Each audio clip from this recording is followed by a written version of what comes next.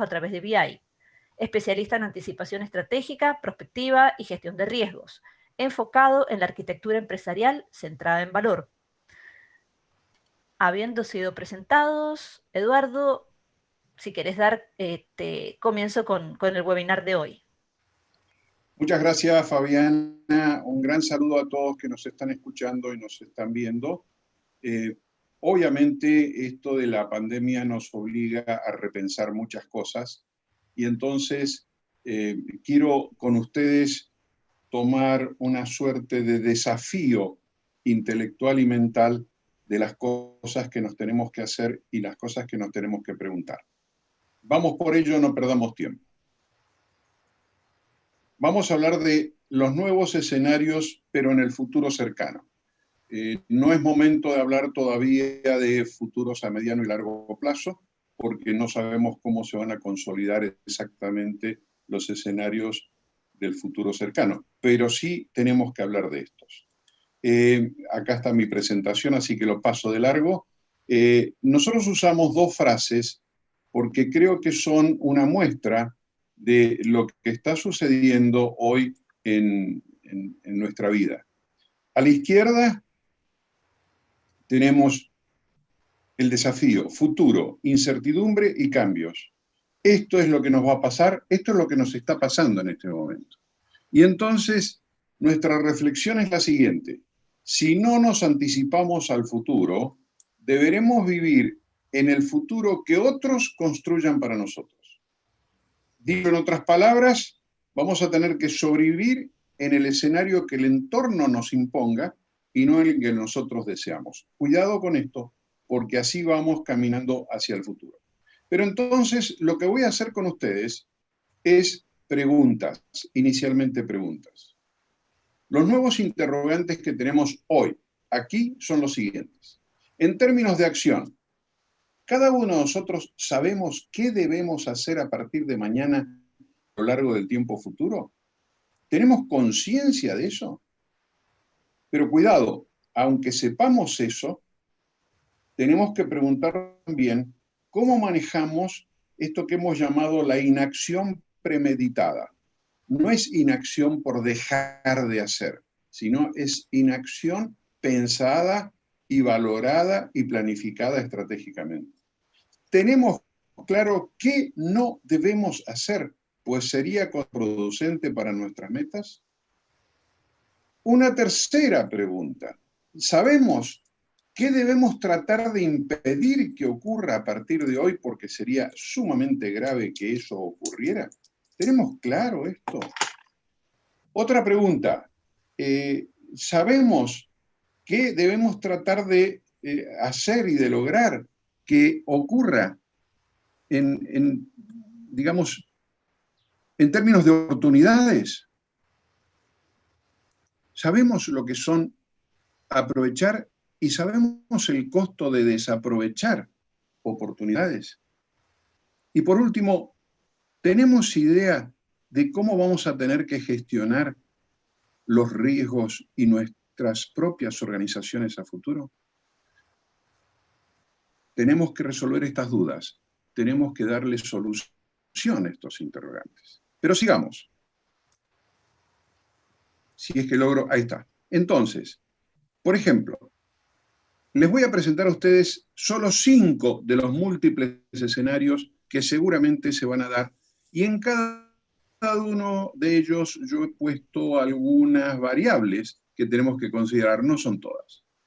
Por ejemplo, en términos de trabajo, tenemos que agregar y sumar de una manera, yo diría, muy importante, el homework y el teletrabajo. Cuidado que son dos cosas distintas. Es decir, hoy se toman como sinónimos, pero no son exactamente sinónimos. Una cosa es el homework en todo su sentido y otra cosa es el teletrabajo, que puede ser desde la casa o desde otro lugar. Y entonces, allí es donde estamos realmente con estas, perdón, se me fue la placa, con estos temas. Entonces, en términos de trabajo, severos cambios. Estamos adaptados, sabemos cómo hacerlo, tenemos que pensar cómo hacerlo, cómo manejar desde la dirigencia a nuestros empleados trabajando en homework o en teletrabajo. Y entonces, realmente vamos a tener una serie de cosas novedosas que estamos tratando de visualizar. En términos de gestión, tenemos que incorporar inexorablemente toda o parte de la gestión de manera virtual. Por otra parte, ya tenemos que asumir que vamos a tener que trabajar en gestión por resultados. De esto en particular nos va a dar más Sergio Tertuccio. Realmente este tema es fundamental porque es un cambio drástico y brusco en toda la concepción. Pero además tenemos que hacer gestión flexible y gestión absolutamente excluyente. Excluyente en el sentido de que es esa gestión y no la antigua. La antigua vamos a tener que darle una honrosa sepultura. En términos de dirección, tenemos que entender que habrá nuevos procesos, muchos cambios y nuevos paradigmas, y un tema que me interesa resaltar. Nuevo liderazgo. Las condiciones de liderazgo van a ser absolutamente distintas a las conocidas. En términos de experiencia, la vida de los expertos. No todo lo que creemos que es nuestra enorme experiencia va a servir en el futuro. Vamos a tener que desaprender para reaprender permanentemente. ¿Y qué pasa con las nuevas experiencias? ¿Cómo las vamos a hacer? Lamentablemente, como no están escritas y sobre todo no están probadas, vamos a tener que ir avanzando con el sistema más tradicional y primitivo. Prueba y error, prueba y error, prueba y error. En el quinto escenario, que es el escenario del conocimiento, un escenario complicadísimo y con una dinámica de cambio impresionante. Lo primero que tenemos que reconocer es que va a haber grandes paquetes de obsolescencia del conocimiento. Va a haber nuevos conocimientos, tienen que aparecer los nuevos conocimientos. Estos nuevos conocimientos tienen el mismo drama de la experiencia. Va a tener que ir consolidándolos, desarrollándolos, imaginándolos y probándolos. Y algunos sobrevivirán y otros tendrán que ser abandonados y volver a empezar. Es decir, dentro del conocimiento la dinámica va a ser tremenda, brutal. Y además, por si faltara algo, en términos de conocimiento tenemos que revisar y construir las nuevas normas y protocolos para todas las actividades del ser humano. Esto es parte, estos son algunos de los escenarios que vamos a vivir y algunos de los temas que tenemos que tocar. Además de todo esto, entonces, nos vamos a encontrar con un producto que es un choque de culturas. Va a haber choque de culturas en las formas de trabajo, lo dijimos con el escenario de trabajo. Va a haber choques de cultura en las condiciones de la interacción humana. Vamos a cambiar nuestras costumbres, vamos a cambiar nuestras formas de vincularnos, nuestras presuntas cercanías. Es posible que tengamos que ir modificando y ajustando las normas de convivencia. No nos cabe ninguna duda, no nos cabe absolutamente ninguna duda que los trabajos en equipo a través del teletrabajo, del homeworking y etcétera, etcétera, etcétera, van a ser absolutamente distintos a lo que conocemos hoy. Y además, ese tipo de nuevos vínculos, de nuevas redes, de nuevos trabajos, de nuevas vinculaciones, van a generar conceptualizaciones distintas, ajustes o cambios en términos de las lealtades organizacionales, en términos de la responsabilidad y corresponsabilidad de los hechos y del trabajo y de la vida, y sobre todo en términos de la integración social. Es decir, muy pocas cosas de lo que hoy conocemos como nuestra tradición y cultura posiblemente sobrevivan, y vamos a tener que generar las nuevas. Hoy, sin ningún tipo de información de cómo va a ser el futuro, y esto es dramático. Quiero seguir con esto porque evidentemente las demandas actuales, lo hemos dicho muchas veces, y es un poco el core de nuestra organización, son la prevención, la gestión de riesgos y el balance estratégico. Y la única solución que hemos encontrado y desarrollado para prevenir, para gestionar riesgos y para manejar el balance estratégico es la anticipación estratégica continua. Para lograr esa anticipación estratégica continua, yo debo hacerles a ustedes una serie de preguntas, otra vez las famosas preguntas. ¿Sabe usted cómo se elaboran y evalúan los escenarios de futuro? ¿Sabe usted cómo se detectan y evalúan los eventos de ruptura? ¿Sabe usted cómo se detectan, evalúan y priorizan los riesgos y oportunidades a futuro? ¿Sabe usted cómo se diseñan y montan verdaderos sistemas de alerta temprana, que son el corazón operativo de la anticipación estratégica? ¿Sabe usted cómo se diseña un sistema eficiente de prevención? ¿Sabe usted cómo se elabora un plan estratégico de gestión de riesgos?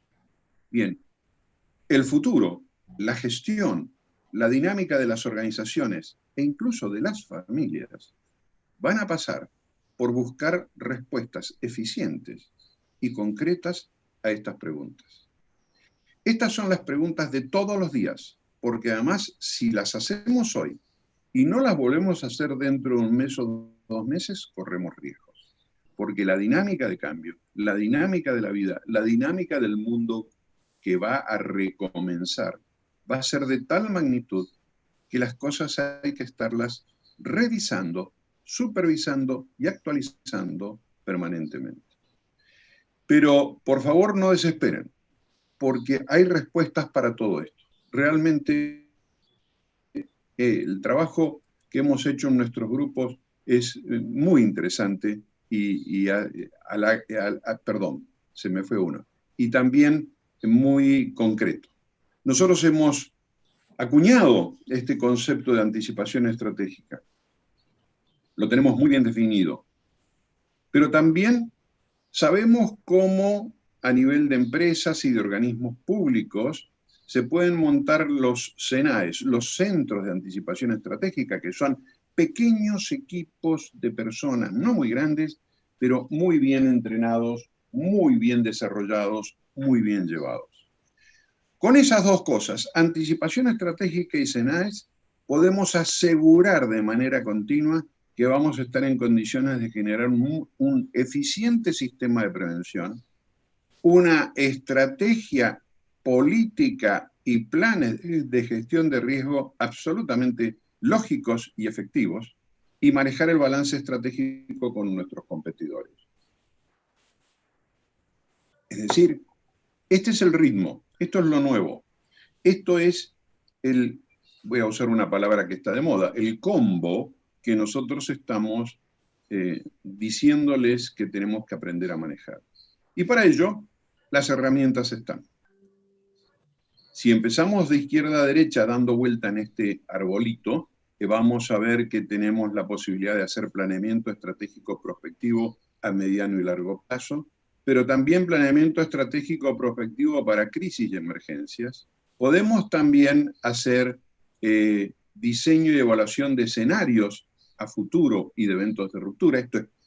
Esto es vital, este es el corazón de la anticipación estratégica.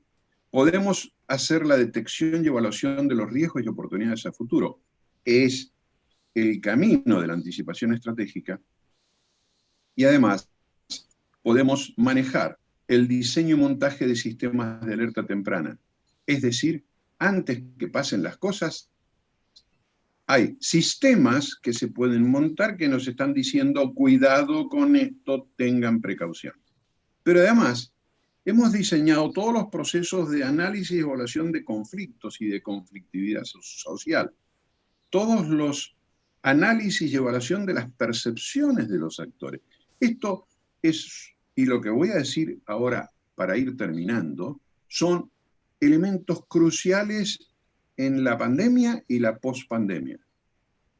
Las percepciones de los actores frente a lo que va a venir, a la angustia, a la incertidumbre, al estado económico, social, psicológico con el que quedemos, y además, sin darnos cuenta, pero va a ser real, vamos a vivir en escenarios psicológicos altamente críticos. Estos son los panoramas que les ofrezco. Tenemos que trabajar muchos escenarios. Las herramientas están, pero no podemos perder tiempo, porque se viene la nueva realidad. En cuanto la pandemia y en cuanto lo que llamamos aquí en Argentina la cuarentena o la restricción de movimientos en otros lugares, se mueva y vaya cambiando, estos escenarios van a estar presentes y vamos a tener que saber cómo se tratan. Así que es lo que les quería contar como anticipo. Vamos a ir desarrollando otros webinars con temas específicos para esto, pero realmente me interesaba mucho contarles esto. Así que les doy las gracias por la atención de ustedes y, por supuesto, a través de los correos electrónicos podremos contestar muchas preguntas. Buenos días.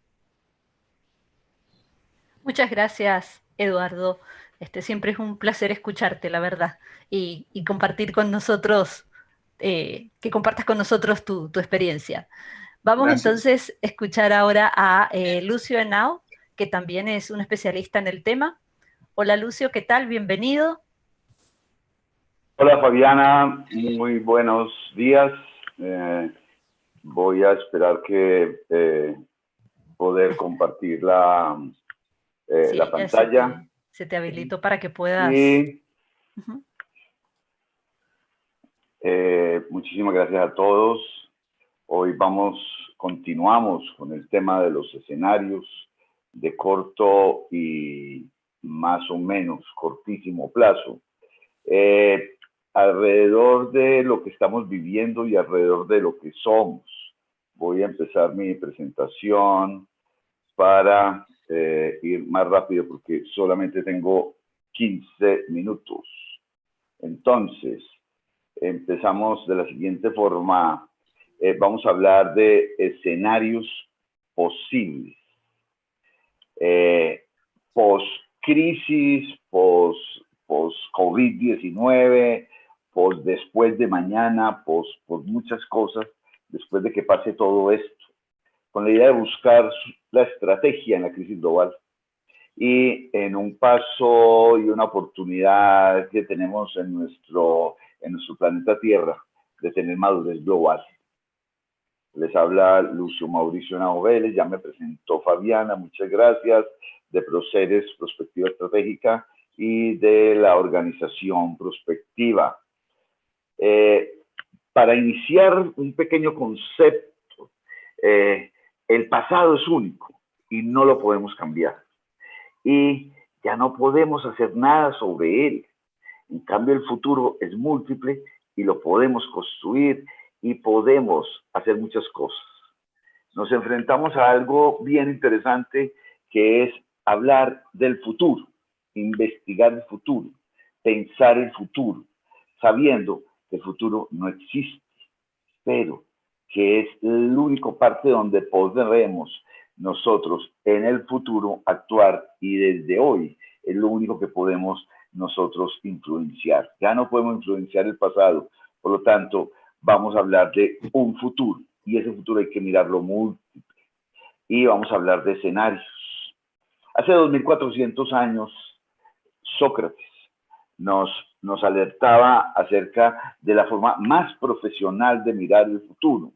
Hoy en día, 2400 años después, sigue causando risa, porque decía con toda seguridad, el futuro va a ser igual, mejor o peor.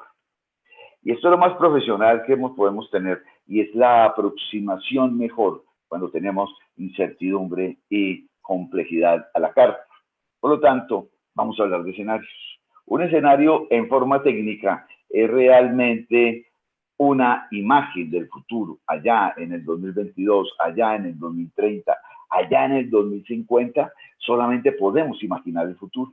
Y esta imaginación del futuro es una imagen que tenemos en nuestra mente, no existe. ¿Podrá existir? Sí. Por lo tanto, tendremos varias imágenes.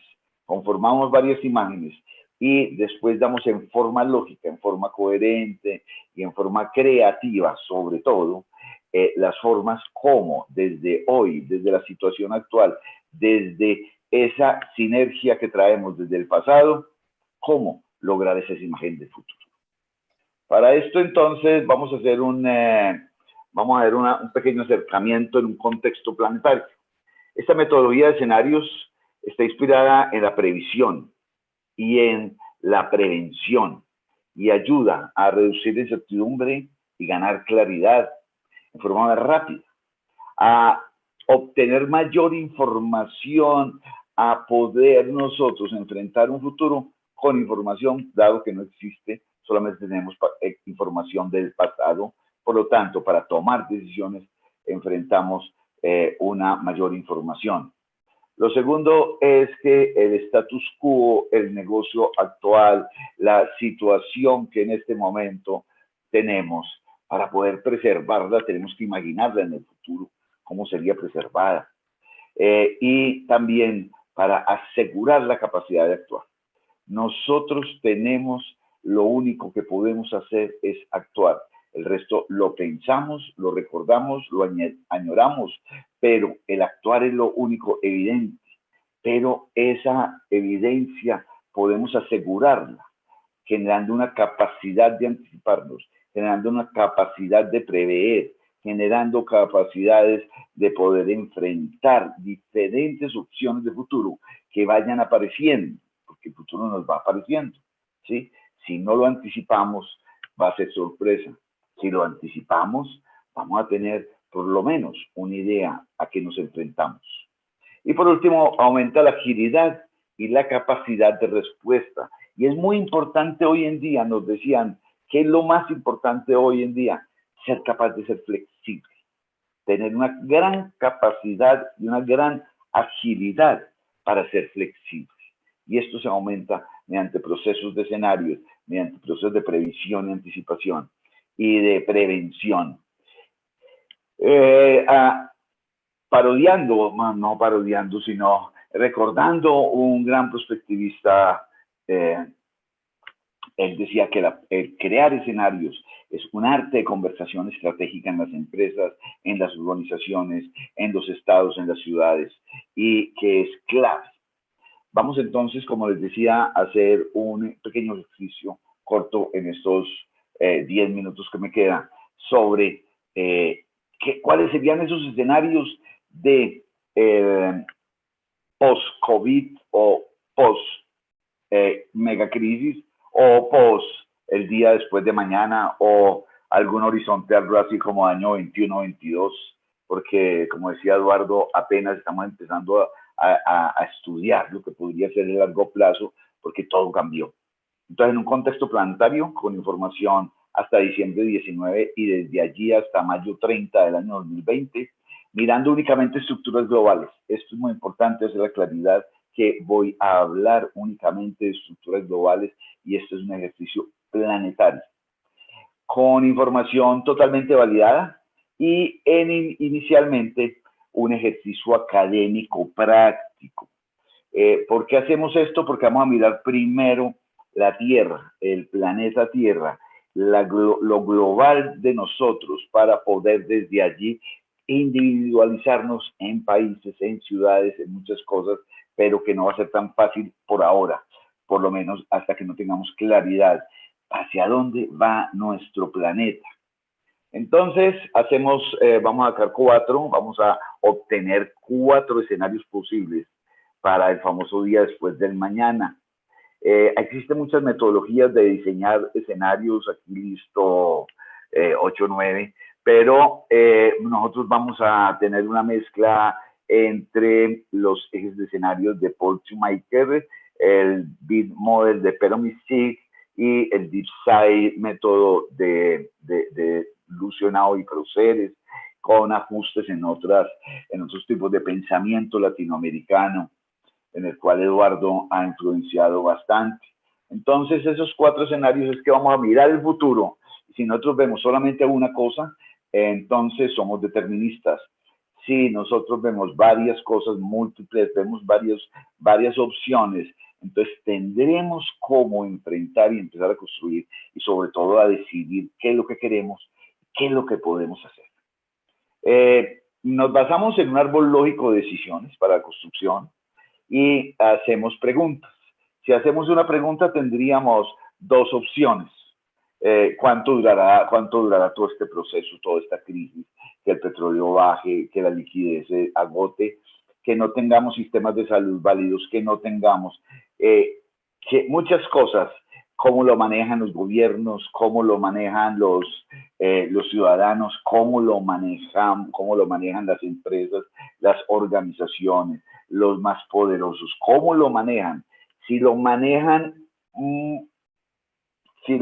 bien y dura poco, será un efecto y un fenómeno o una era de corta duración. Si lo manejamos mal y si dura mucho, será un fenómeno de larga duración y tendremos ya la primera pregunta. Pero a esta primera pregunta le adicionamos una segunda y es ¿qué tanto impacto tendrá? Aquellas variables que empezamos ahora a enunciar, como son los sistemas de salud, el virus, su comportamiento, la liquidez de las empresas, la forma como la economía mundial, las bolsas de valores y todo lo demás alrededor de lo cual gira nuestra globalización, se comporten. Y si el impacto es alto, tendremos una depresión y conformaríamos el primer escenario que lo hemos llamado cambio de sistema. Si no, si es bajo, con una larga duración, tendríamos una recesión o larga crisis. En el caso en que nosotros nos dure poco la crisis o la gran parálisis global y que sea de corta duración y el impacto sea alto, tendremos una depresión con megachoque. O sea, poco durable, pero un impacto alto. Y lo llamamos megachoque y en el caso del mejor de los escenarios, lo mejor que nos podría pasar es que dure poco y que el impacto sea bajo. Entonces tendríamos una rápida recuperación. Para esto, este es el árbol de decisiones, la lógica de los escenarios que trazamos aquí y decimos que la estructura de las fuerzas de los escenarios tiene que ver primero con unas variables que hemos enunciado, el virus, la medicina, las empresas, la economía mundial, las emociones, el diseño, y que se indican en la bolsa de valores. Y esto puede ser de bajo impacto, recesión, o de alto impacto, depresión. Y podrá funcionar a lo largo de ese vector, muchísimas cosas pueden pasar. Pero también hay otra pregunta y otro vector, que es cuánto tiempo durará, cómo lo manejaremos, de larga duración, de corta duración. De corta duración será positivo, de larga duración será negativo y tendrá que ver con los actores, con la sociedad, nosotros, la población, el Estado, los 3 poderes, el legislativo, el ejecutivo y el judicial, los poderosos, los dueños de los medios de producción, de comunicación, de transporte, de logística, de financiero y del conocimiento. Y todo esto se ve en la cultura y son los actores del cambio. Y con esto nosotros entonces podemos crear un plano de escenarios, un mapa de escenarios, donde tenemos una facilidad. No para decir que nos las sabemos todas, pero si nosotros decimos que con toda seguridad las cosas van a mejorar, van a empeorar o se van a quedar igual, podemos decir que aquí está todo. Entonces hay una primera fuerza de futuro, un primer eje de incertidumbre, y es cuánto esto puede durar y cómo lo vamos a manejar los actores, ¿sí? Y dependiendo de eso hacemos supuestos para intersectar con otra fuerza que se llama qué tan leve, qué tanto puede tener impacto las diferentes variables en esta crisis.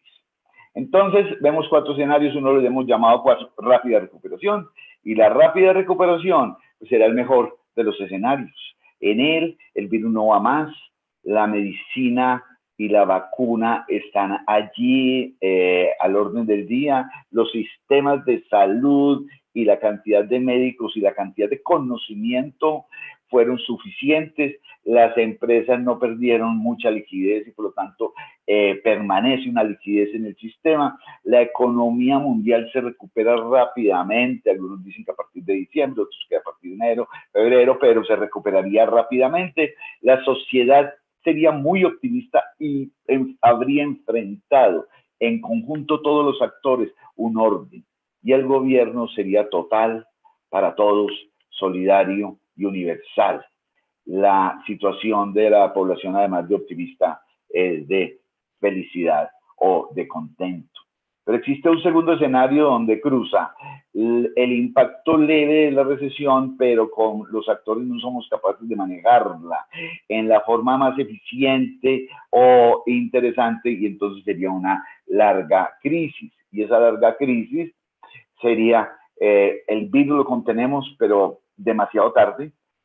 La medicina y la vacuna estarían por ahí en junio del año entrante, o empezaría a salir apenas a febrero del año entrante. Las empresas empezarían con muy poca liquidez y en forma lenta a recuperarse. La economía mundial se recupera, pero muy despacio. La sociedad es muy pesimista, está muy desordenada, y el gobierno solamente recuperaría uno o dos sectores, y obviamente los bancos. Este es un escenario intermedio. Otro escenario intermedio sería un megachoque donde el virus estaría descontrolado, totalmente descontrolado, estarían en unas partes, en otras no. La medicina de la vacuna sería selectiva, unos tendrían que comprarlos, otros no, unos podrían adquirirlos y otros no. Las empresas también pasaría lo mismo, se le daría la mano a algunas y algunas saldrían de la iliquidez, pero otras no saldrían, y la economía mundial se deprimiría. Algunos dicen que una economía deprimida mundial levemente, no muy profundo, de acuerdo a una opción positiva de los actores, sería de 2-3 años.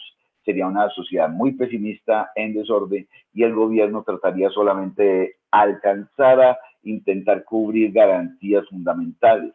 El último escenario, el cambio de sistema, tendría que ver con la tristeza, con el enojo, con todo aquello donde los actores no seríamos capaces de manejarlo y duraría mucho la crisis, la época, y el impacto de la depresión, el impacto de todo esto sería muy profundo. El virus estaría totalmente descontrolado, se quedaría del todo permanentemente. La medicina es vacuna y vacuna es escasa. Las empresas tendrían una grandísima liquidez. La economía mundial se deprimiría fuertemente, algunos hablan de 10 años, la sociedad es pesimista, en desorden, el gobierno, la nacionalización, y llega el tiempo que tengo, denme un minutico. Estos escenarios no quiere decir que mire, aquí está la verdad revelada, pero sí podemos decir que hay un escenario muy bueno de rápida recuperación, que tendrán que pasar muchas cosas para que suceda, para que en diciembre y enero haya pasado esto, ¿sí? Hay uno muy malo donde ni siquiera a finales del año entrante podremos haber salido y estarán los efectos todavía bailando con nosotros. Y un par de intermedios en el cual el impacto es leve, pero la crisis es larga, y otro en el cual la crisis es corta, pero el impacto es grande. Sí, entonces son 4 escenarios, y alguna vez decíamos con toda seguridad, en alguna parte estaremos bailando en estos 4 escenarios. Para llegar y decir, y aquí termino con el día después de mañana, será básicamente basado en el liderazgo y la gobernanza, porque es algo para construir una civilización planetaria, una oportunidad de oro. Si no tenemos éxito, la próxima corona estará a la vuelta de la esquina. Me excusan, me gasté 1 minuto 50 más, pero hasta aquí quería contarles. Muchísimas gracias. Muchas gracias, Lucio. Espectacular la presentación, muy buena, muy clara. Y vamos a dar comienzo entonces con el último disertante que tenemos, que es Sergio Tertucio. Perfecto. ¿Me escuchan bien? Sí, muy bien. Sí, Sergio. Bueno, muchísimas gracias a todos, bienvenidos.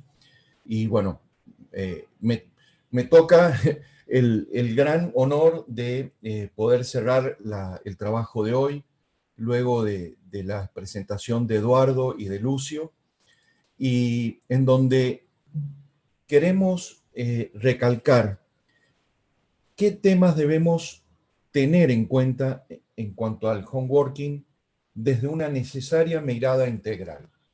Y por esa razón es que hoy tuvimos el comienzo con Eduardo y con Lucio, que nos comentaron de esta nueva anormalidad. Yo le llamo una nueva anormalidad porque pensar que vamos a volver a una nueva o a una normalidad, entendiendo a eso como lo que era antes de esta crisis sanitaria, creo que es un gran error. Por eso, todos los que estamos ya trabajando en homeworking y que esta ya no es una tendencia, es una realidad, debemos necesariamente comprender lo que habló Eduardo Balbi y Lucio Nao. Es decir, tenemos que comprender que hay una nueva forma de pensar, una nueva forma de trabajar, y es pensar con escenarios, con exploración y con la idea de crear futuros. Obviamente, los plazos. Todo el mundo pregunta, bueno, ¿cómo serán los próximos 6 meses, los próximos 12 meses, los próximos año y medio, 2? Y eso fue lo que nos explicó inicialmente Eduardo y luego Lucio en cuanto al armado del escenario. ¿Qué cosas tenemos que contemplar desde el homework? La necesaria economía colaborativa en las empresas. Hoy las pymes necesitan de una economía colaborativa. ¿Por qué? Porque es la manera de poder responder ante las necesidades crecientes, ante el cambio, ante la velocidad y el impacto. ¿Qué es lo que nos permite la economía colaborativa? Nos permite compartir recursos, compartir know-how, compartir el conocimiento y poder realizar acciones conjuntas. Vuelvo al tema principal. Estamos hablando de homeworking y necesitamos que todo el equipo de colaboradores que están trabajando en una organización comprendan la estrategia, comprendan hacia dónde debemos apoyar a nuestras organizaciones y entender que estamos en un mundo de nuevos hábitos de compra, nuevos hábitos de horarios, nuevos hábitos de consumo, de pago. Posiblemente el turismo no desaparezca, cambie. Los viajes no van a desaparecer, van a cambiar.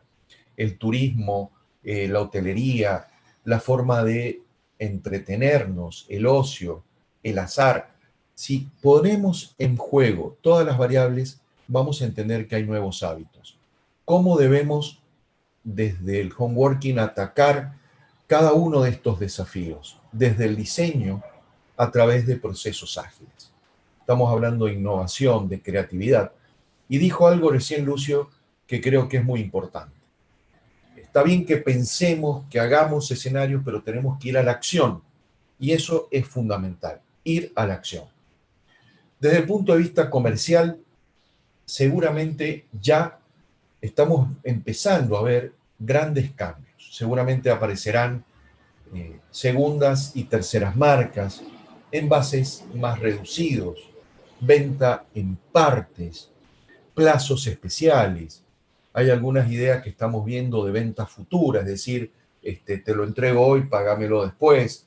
Es decir, hay una serie de cambios que son muy importantes y que el homeworker tiene que saber entender desde la estrategia integral hasta las estrategias tácticas y operativas como la que estamos viendo y hablando ahora. ¿Y en qué quiero detenerme en esta parte? En la conformación de equipos y redes de colaboradores. Fíjense que hablamos de equipos y hablamos de redes de colaboradores. Esto es fundamental. Ya han escuchado de parte de Eduardo y Lucio el tema del liderazgo. necesariamente debe cambiar el liderazgo. Estamos en un nuevo entorno, en un nuevo contexto. Y es fundamental que el liderazgo sea un liderazgo apropiado para estas condiciones, que va a estar acompañado de sistemas de entrenamientos cortos, intensivos y orientados a objetivos. Dado que vamos a tener una gestión y una agenda muy fuerte de cortísimo plazo, debemos estar preparados ¿para qué? Para entrenar a nuestros equipos, comunicar a nuestros equipos de una manera rápida e intensa. Por esa razón, cuando ustedes han visto ahora este tren de webinar, este es el primero, no podemos agotar, no se puede agotar un concepto como el home working en una sola sesión. No. Tenemos que trabajar en una serie de etapas o fases para poder comprender. Hoy era el paso esencial y fundamental que hay que dar al principio, es decir, entender la estrategia, entender los escenarios, para poder empezar a tener menos dudas y empezar a dar certidumbre en la acción. Y obviamente empezar con las herramientas de diseño, herramientas de liderazgo, herramientas de entrenamiento. Posterior a este primer encuentro vamos a tener expositores y formadores especialistas en esto. Vamos a tener especialistas que nos van a enseñar cómo desde el home working podemos innovar, cómo podemos hacer esta implementación de procesos ágiles y también cómo podemos entrenar a nuestro personal, cómo podemos formar, desarrollar a nuestro personal y actualizarlo. Van realmente, por eso les pido que revisen bien este tren de webinar, porque el proceso secuencial y lógico ha sido muy bien pensado para poder trabajar en estas sesiones y poder comprender el concepto a cabalidad. Entonces, ¿qué factores claves y esenciales podemos decir? Que un trabajador de home working debe tener el conocimiento de la estrategia anticipativa. Esto que habló Eduardo Balbi, esto que habló Lucio, la gestión por resultados. Va a ser fundamental entender, y voy a aprovechar el concepto que se dijo de prueba y error. Debemos dejar de tener miedo a equivocarnos. Peor es no hacer. Entonces, tenemos que entrar a la acción, a trabajar. Y la gestión por resultado es esto, es decir, rápidamente comunicar a los equipos. Por favor, comuniquemos rápido a nuestros equipos cuáles son los objetivos, cuáles son los resultados esperados. Y que las cabezas de nuestros equipos comiencen a trabajar en los objetivos y en los resultados a alcanzar. Obviamente, debemos llevar un proceso que debe responder a esta situación de caos y orden, y la herramienta es la agilidad y los sistemas de entrega ágil disciplinada. Para eso, pronto tendrán a un especialista como Ulises González, que desde la práctica y desde los conceptos fundamentales nos va a explicar cómo desde el home working vamos a trabajar y debemos trabajar en procesos y entrega ágil disciplinada. Por otro lado, el liderazgo y el entrenamiento enfocado. Hay nuevas competencias, hoy tenemos nuevas competencias que trabajar, nuevos conocimientos, habilidades, actitudes, conductas. Eduardo habló y aclaró también el tema del conocimiento, que el conocimiento va a haber una gran parte del conocimiento que va a ir quedando obsoleto porque va a ir superándose por otros. Entonces, debemos tener un entrenamiento enfocado. En este caso, también vamos a tener a una especialista en esto que junto con el tema de procesos, Graciela Bocci va a trabajar en la parte de entrenamientos, de competencia, Carolina va a trabajar en el tema de procesos y van a ser ejes esenciales para entender esta nueva competencia del home working. Como también dijeron anteriormente, trabajo remoto no es teletrabajo. Y el teletrabajo no es un nuevo puesto, no es una nueva función. Es la función que yo tenía anteriormente más tal vez otras funciones realizadas de otra manera. Por eso tiene que haber un proceso de trabajo, de planificación. El tema del e-learning. El e-learning, el viejo o la vieja estructura tradicional de que nosotros vamos hacia el lugar donde nos educan, debemos necesariamente revertir ese concepto y entender que la educación, el conocimiento, debe ir hacia nosotros, debe ir hacia nuestros colaboradores. Por eso la insistencia de unir los conceptos de liderazgo, de entrenamiento, de competencia. Y lo esencial, voy a resumir lo que hablaron Eduardo y Lucio. Una cultura auténtica, realmente innovadora. Debemos ser divergentes, crear futuro. Hay muchas oportunidades y es el momento. Nos podemos enfocar en la crisis y en el dolor de la crisis, pero necesariamente si la acción la canalizamos hacia la generación de encontrar oportunidades y usar esa oportunidad como un eje, un camino de salida, va a ser lo positivo. Por eso debemos ser divergentes o al menos convergentes. Es decir, estar viendo qué están haciendo de éxito los demás y yo rápidamente hacer la convergencia a esos modelos. Y seguimos avanzando en este proceso y como les decíamos, debemos ir a un gerenciamiento sobre resultados. Debemos alinear procesos, costos y debemos irnos hacia la productividad por nodos. Es decir, ya vamos a tener que entender a cada persona como un engranaje en un sistema dinámico, no estático.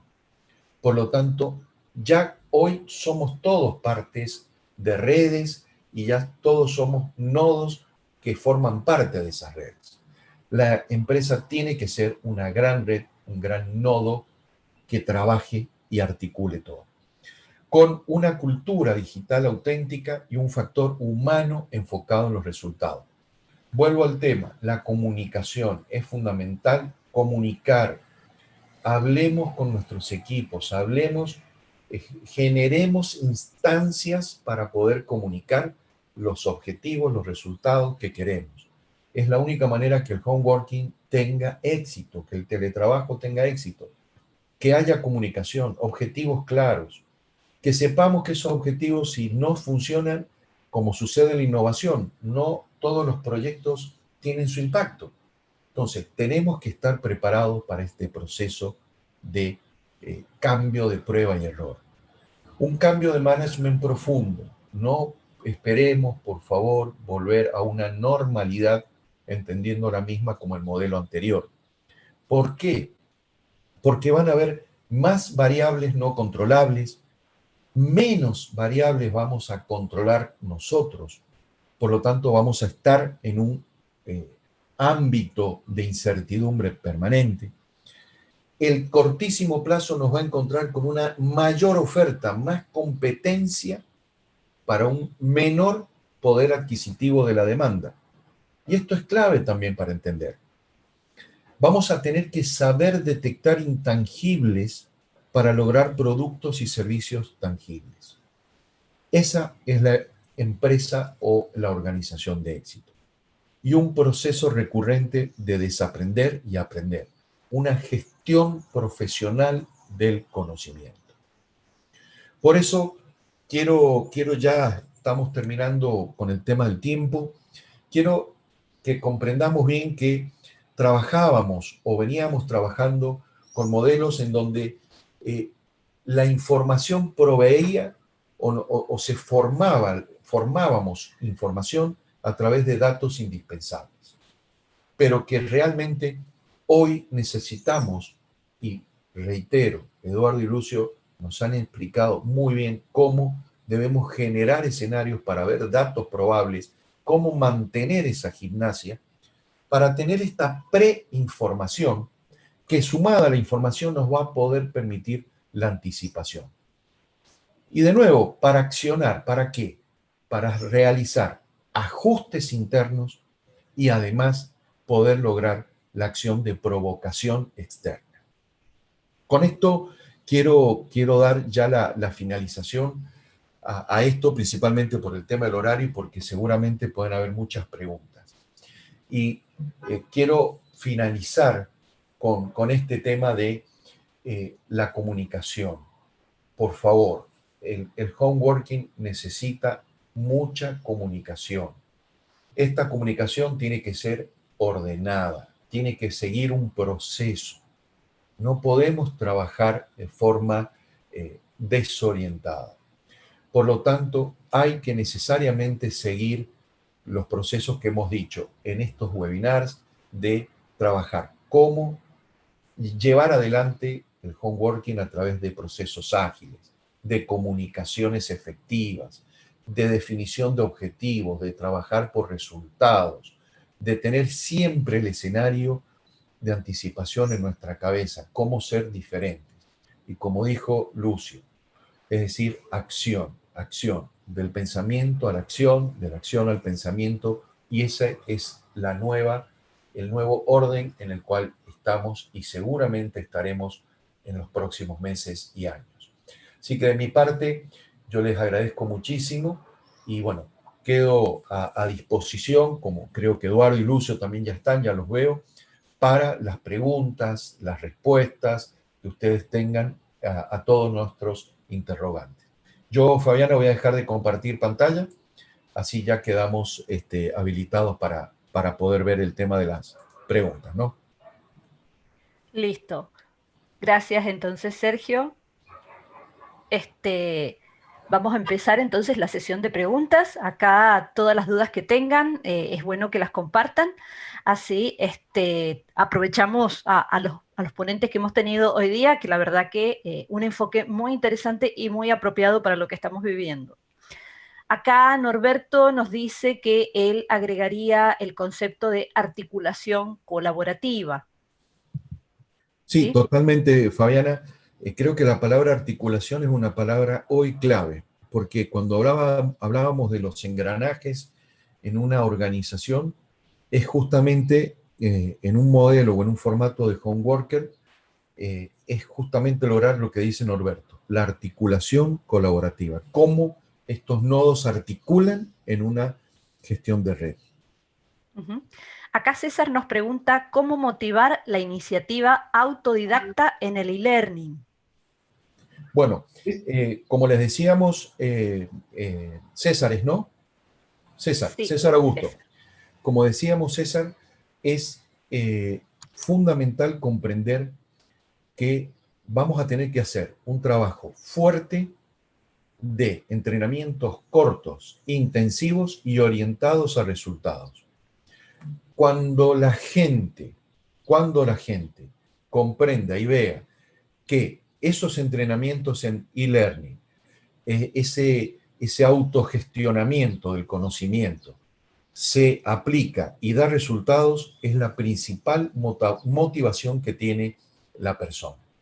Por eso, al igual que lo tenemos o lo teníamos en la presencialidad con el tutoreo del docente, del profesor, en el tema e-learning es fundamental que esté bien diseñado, orientado a lo que el empleado necesita, lo que la organización necesite, y para eso, como les digo, vamos a tener una sesión que va a trabajar sobre ese tema. No se pierdan esa sesión porque vamos a tratar esa pregunta en gran parte. Perfecto. Fabiana, Acá, sí, sí, ahí hay otra pregunta que me gustaría responder a mí. Adelante, por sí, favor. sí. Voy en orden aquí, así que Sí, Heidi nos pregunta, ¿cómo anticiparse en el ámbito educativo? ¿Qué escenarios a tener en cuenta desde la educación media superior y superior? bien. Heidi, ese es uno de los escenarios más complejos y más peligrosos que tenemos adelante.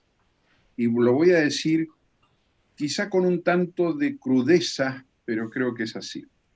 Lo primero que tenemos que entender es que no estamos preparados para desaprender y reaprender. Es decir, vamos aprendiendo y creemos que con eso dominamos el mundo. La conducta de desaprender para reaprender continuamente hay que alimentarla y construirla. Y eso es fundamental, sobre todo para los cuerpos docentes. ¿Está? Segundo, en nuestras universidades y en nuestros colegios, en gran parte de América Latina, con sus matices en cada país, hay un tema que todavía está pendiente. Y el tema es el siguiente. Hoy, el concepto de conocimiento no es solo el saber, sino también el saber hacer, la teoría y la práctica. Si tú, Heide, te fijas en cualquier carrera profesional, en cualquier universidad de América Latina, las horas de práctica y de práctica real, no de práctica figurada, son muy pocas. Y estamos en la teoría, pero no en la práctica. Ese es un tema que tiene que cambiar y tiene que cambiar en todos los niveles de la educación. Ir a la práctica, ir a la aplicación. Es allí donde realmente se aprende, en la aplicación. Estoy marcando algunas pautas. Lo tercero que quiero decir es la conducta de los docentes, lo digo desde mi propia experiencia, la conducta de los docentes es no decir qué sé y cómo lo sé, sino qué no estoy sabiendo. Este desafío de los docentes es fundamental para entrar en el mundo nuevo. Hoy el problema que tenemos y que vamos a tener en todo lo que hemos hablado los tres expositores, en esto de las nuevas formas de gestión, de organización, de teletrabajo, de homeworking, etcétera, etcétera, etcétera, es que no se han hecho, en términos generales, investigaciones ni aplicaciones de ensayo. Por lo tanto, no hay experiencia y no hay conocimiento, ni la teoría ni la práctica. Por eso hablamos de el riesgo de lo primitivo, pero que no va a quedar más remedio de ir a prueba y error, como hemos hablado. Entonces, para hacer una síntesis, porque es un tema enorme, yo te diría, hay que cambiar todo el sistema, incluso de enseñanza. Nosotros ya no, en nuestro equipo ya no usamos más la palabra enseñanza y usamos la palabra aprendizaje. Y no es un cambio de palabra, es un cambio de modalidad, es un cambio de vinculación con el otro, como decía muy bien Sergio hace un rato. No es ir al conocimiento, sino que el conocimiento nos venga a buscar. Y esto es fundamental.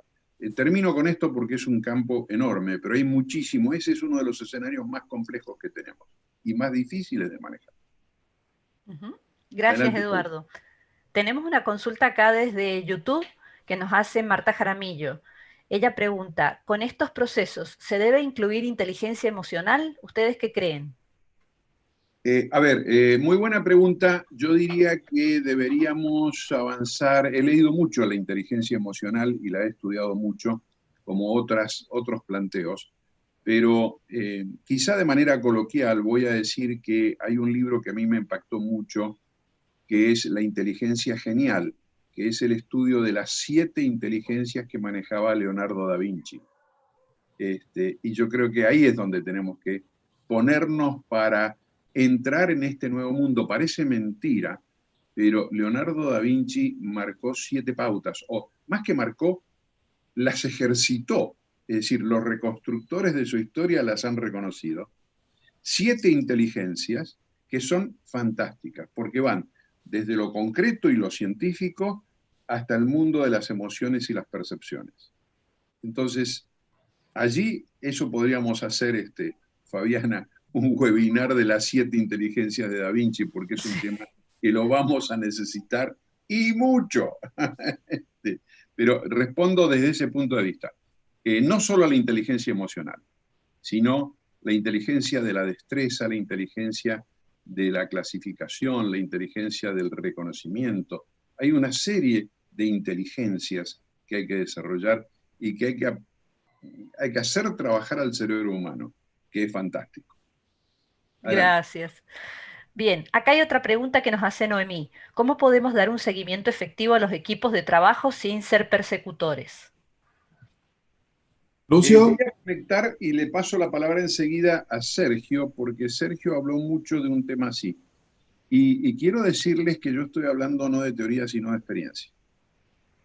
Hace muchos años que manejo redes y que manejo virtualidades. Décadas, diría. Entonces, la gestión de mis colaboradores a distancia debe ser en términos de resultados. Resultados logrados en tiempo y forma, por decir el concepto completo. Pero así se los mide. No interesa si lo hizo a las 2 de la mañana, a las 3 de la mañana, a las 7 de la mañana, a las 8 o en un momento de lucidez, en 10 minutos hizo lo que en otro momento le podría llevar 10 horas. Pero el tema es resultados en tiempo y forma. ¿Ok? Para mí ese es el criterio fundamental para manejar los equipos a distancia. No sé qué dices, Sergio. Sí, totalmente de acuerdo, Eduardo, y me sumo a lo que están agregando en el chat, Eduardo. Muy buenos comentarios. Lo que dice Norberto, que los equipos no se siguen, se conducen. Por lo tanto, insisto en el tema, la comunicación, la conducción, el liderazgo va a ser fundamental. Por lo tanto, Eduardo, coincido totalmente con lo que indicás. Y también me gustaría, Lucio, ¿estamos ahí? ¿Estás ahí en... Sí, Ahí está, estoy aquí. Sí. perfecto. Quería aprovechar porque hay una de las consultas, Lucio, sobre los pasos para implementar el sistema de estrategias anticipativas en las organizaciones. A ver, ¿cuáles serían tus consejos respecto de ese tema?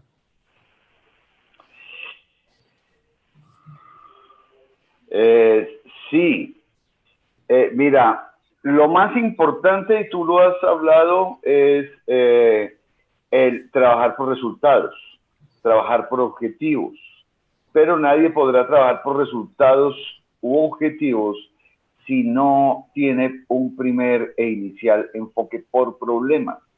Cuando nosotros no vemos el problema, ese problema resuelto en el futuro, que es el objetivo, que es el resultado esperado, no va a ser claro. Entonces es muy importante que tengamos un enfoque a problemas. Los médicos son tal vez los únicos que aprenden basados en problemas. Es decir, no hay más teoría para hacer una operación o una cirugía. Tendrán que ir a resolver ese problema directamente. Entonces, un primer paso es el aprendizaje basado en problemas. Cuando se enseña a solucionar problemas en una sociedad, cuando se enseña a enfocarnos en los problemas de una sociedad, ya tenemos muchísimo paso avanzado. Paul Valery decía, el 70% de la solución es la formulación, muy buena formulación de un problema. Entonces, en la educación creo que esto es muy importante, enfocarnos más en los problemas, y en esta época va a ser clave que nos enfoquemos en nuestros problemas locales, cercanos. Me decía un amigo, bueno, entonces yo qué voy a hacer con la empresa, ¿a quién le ayudo? Y ando, ayúdele a su inmediato entorno, a su inmediato contexto que tenga allí, porque ese es su primer problema. Yo me quería referir también a otro punto que estaba viendo por aquí, que si los gobiernos, en lugar de abrirse a la colaboración global, se han cerrado a intentar ser los mejores en resolver el problema, de lo que estoy hablando, y esto es clave porque en uno de los escenarios, en ese escenario de largo plazo, los gobiernos se vuelven individualistas, en ese comportamiento de largo plazo, porque hubo liderazgo en el tema de salud, no hubo liderazgo en el tema económico, no hubo liderazgo en el tema político, y tampoco ha habido liderazgo en el tema tecnológico o de diseño sociotécnicos. En esos tres campos no ha habido liderazgo global, y cada país ha tratado de hacer su propio liderazgo económico, su propio liderazgo político y su propio liderazgo de cómo enfrentar esta oportunidad. Pero, como decía Sohail al final, esta es una época de liderazgo y de solidaridad. En algún momento tendremos que ser un uno planetario y un uno global, ¿sí? Y América Latina, creo que la peor posición es cerrarse a sí misma, o inclusive adentro de sí misma. Gracias, Lucio. Tenemos acá otra pregunta nos dice Arcela, ¿cómo uno trabajaría en el planeamiento prospectivo para mediano y largo plazo en un colegio? A ver, es una muy buena pregunta. Ujú. El principio de la respuesta es que todas las situaciones, y en educación, en un colegio, más que nada en una universidad, lo hemos hecho y me ha tocado hacer y dirigir planeamientos estratégicos de universidades y de todo el sistema de educación de Perú. Tenemos que trabajar, y esto es otra cosa muy importante, con los 4 tiempos estratégicos básicos, se puede agregar alguno. Pero nosotros en nuestros equipos trabajamos en el cortísimo plazo, en el corto plazo, en el mediano y en el largo plazo.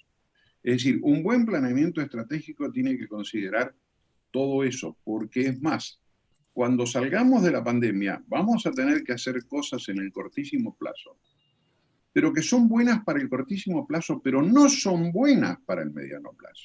Pero hay que hacerlas en ese momento. Y hay que saber cuándo hay que dejar de hacerlas para cambiarlas por otras. Entonces, este vínculo de los distintos plazos con un planeamiento estratégico coherente y vinculado es fundamental. No son compartimentos estancos, no son planes separados y que no tienen contacto. Al contrario, es un solo corpus de planeamiento, pero que de alguna manera va atendiendo las limitaciones. Por ejemplo, en seguridad ciudadana, si hoy tomamos la realidad de América Latina, en el cortísimo plazo vamos a tener que hacer muchas cosas que son contraindicadas para el mediano y largo plazo en términos de prevención. Pero las tenemos que hacer en el corto plazo hasta que lleguemos a montar el sistema de prevención. Entonces, esto es lo que hay que tener en cuenta. Manejar los 4 tiempos estratégicos de manera coherente y entonces allí sí vamos a entender qué tenemos que hacer hoy, cuándo tenemos que dejar de hacer eso, cuándo lo tenemos que cambiar por otra actividad, cuándo tenemos que empezar con otra cosa que ahora no podemos. Adelante. Sí, Eduardo, justamente para poder aportar al tema del tema colegios y el tema de los tiempos, yo quisiera explicar un poquito un tema que es fundamental para la planificación de los colegios. Mire, lo voy a hacer con un ejemplo. Pensemos hoy, todos, por favor, les pido que piensen en un niño de 5 años de edad. Ese niño, dentro de 15 años, o sea, dentro de 15 años, va a tener 20 años de edad y va a estar entrando posiblemente al mundo laboral profesional.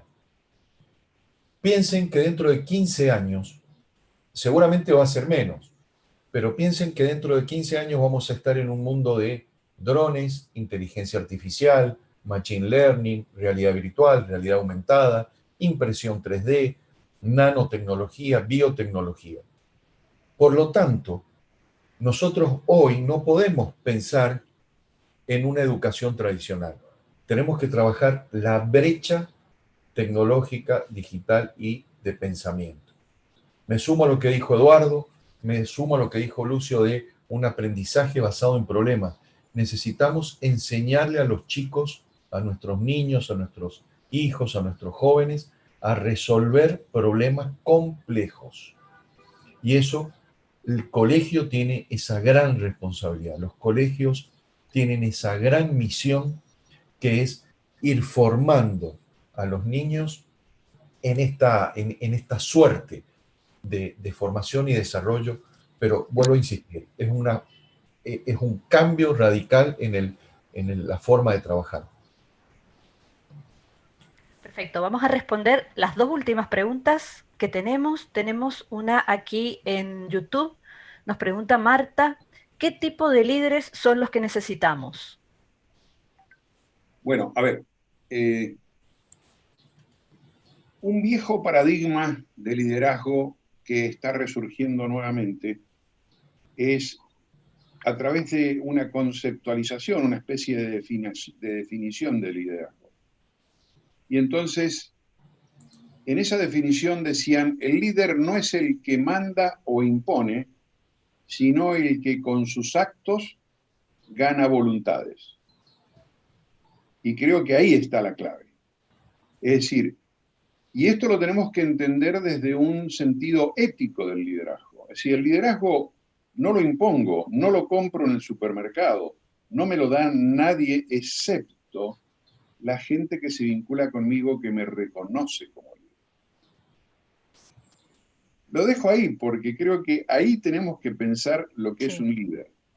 De alguna manera son las definiciones entre un líder formal, que es el que con un título, un cargo, una designación o una elección llega, y el líder natural, el que sin quererlo quizá está arrastrando voluntades. Exactamente, un tema. Y la última pregunta que vamos a responder. Como bien dicen, no estamos preparados para nada de lo que está sucediendo. En varias entidades públicas nos encontramos en un inicio de la implementación de la gestión por procesos, gestión para resultados, etc. ¿Cómo ven ustedes el reto de darle este nuevo enfoque a nuestra forma de gestionar cuando todo lo anterior está a medio camino? Primero sé quién hace la pregunta y le mando un gran saludo a Adriana, porque he trabajado y he colaborado con ella en la función pública de Perú en varias áreas y hemos tenido esta conversación y esta pregunta muchas veces. Así que lo que voy a hacer, Adriana, es lo que de alguna manera en privado te conté a ti, lo voy a contar ahora para todos. El mayor problema que tenemos es que queremos modelizar, estructurar, burocratizar procesos que quedan muy bonitos, que como hay mucho miedo porque no se sabe lo que se está haciendo, se ponen 2 millones de requisitos a cumplir y que no son más que trabas burocráticas sin sentido. Es decir, la única forma de la administración pública en todos nuestros países adquiera otra forma es entrar en uno de los métodos que hemos diseñado y que Adriana lo conoce muy bien porque con ella formamos equipo en el año 2015 para hablar de la modernización del Estado y de la gestión pública. Y este es el tema, la modernización del Estado y la gestión pública, eliminando todas las cosas absurdas y además poniendo métodos, procesos, modelos probados y eficientes. Realmente la modernización de la función pública implica menos personal, menos tiempo, pero también implica lo que también en Perú en su momento empezaron a crecer, no sé cómo estará ahora, que fue generar el sistema de meritocracia en la función pública. Es decir, que cada persona que ocupaba una posición en la función pública estuviera preparado para ello. ¿Está? Entonces, así de sencillo es el tema y así de complejo es el tema. Pero tenemos que ir a procesos simples, es decir, la gestión no es compleja, la gestión debe ser eficiente. El control no es complejo, el control debe ser eficiente. La dirección no es compleja, es sencillísima, debe ser eficiente. Solo la pueden hacer los que saben. ¿Está? Esa es mi respuesta. Gracias, Eduardo. Excelente. Bueno, les voy a compartir un minutito.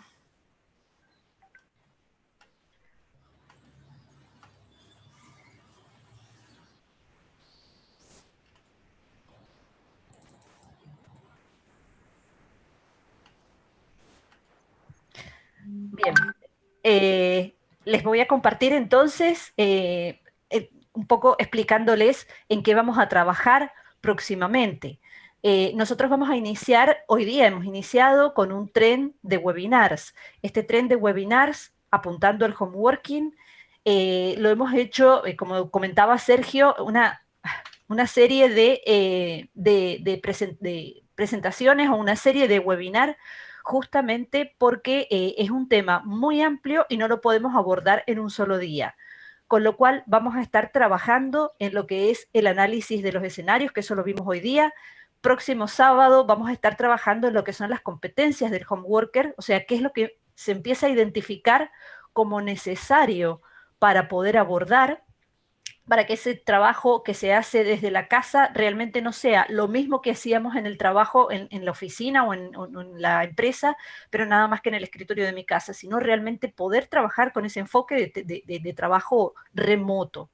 Vamos a estar trabajando también el otro sábado con el análisis del costo de teletrabajo, o sea, cuánto cuesta ahora, qué es lo que está pasando, cuál es el costo de las empresas y cuál es el costo ahora del trabajador, porque también tenemos que pensar que hay un costo diferente que va a tener la gente que se encuentra como home worker.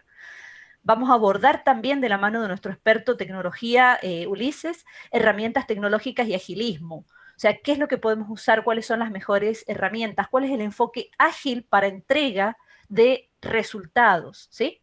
Salud y seguridad en el trabajo remoto, con también de la mano de un miembro del equipo que es Carolina Sayas, donde nos va a enfocar, bueno, cuáles son ahora los riesgos que tiene el teletrabajo, tanto para la empresa como para el mismo trabajador. O sea, nuestros hogares realmente están preparados, qué es lo que necesitamos hacer, cómo necesitamos ya ir enfocándonos o en qué tenemos que pensar.